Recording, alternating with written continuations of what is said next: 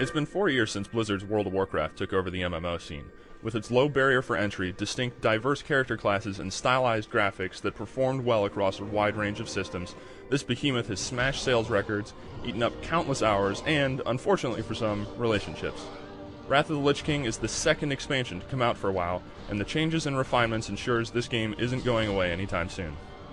The previous expansion, The Burning Crusade, came out in January of 2007 and introduced new races and catered more to newcomers. Lich King continues the tradition of Blizzard constantly tweaking and adding to the experience, yet it's geared more for experienced WoW players.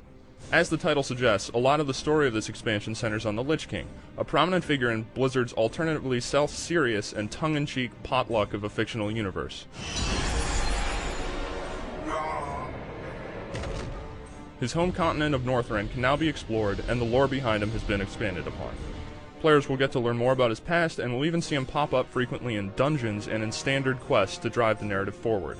This may seem like a simple thing, but it really does flesh out the story and make for a more cohesive world. One of the more notable additions with this expansion is that a new class has finally been implemented. As a throwback to the hero units in Warcraft 3, the Death Knight is for high-level players only and starts out at level 55. As a plate-wearing melee fighter, this new class is a serious force to be reckoned with, and has a fiction that's fleshed out through a unique starting zone that involves, like so many other things in the expansion, the Lich King. Like all classes, Death Knights have their own distinct timing for skill triggers and cooldowns, and the rhythmic nature of switching between rune attacks and those that consume runic power should keep players entertained. As is the trend so far with Blizzard expansions, there's a new capital city, the floating metropolis of Dalaran. The level cap got bumped again, this time to 80, and a new profession called Inscription has been added. With it, players get a range of new abilities sure to be appreciated, including using crafted glyphs of various strengths to power up your class skills. It's apparent that Blizzard has made progress since WoW's launch when it comes to zone design, as those in Northrend are the prettiest in Azeroth.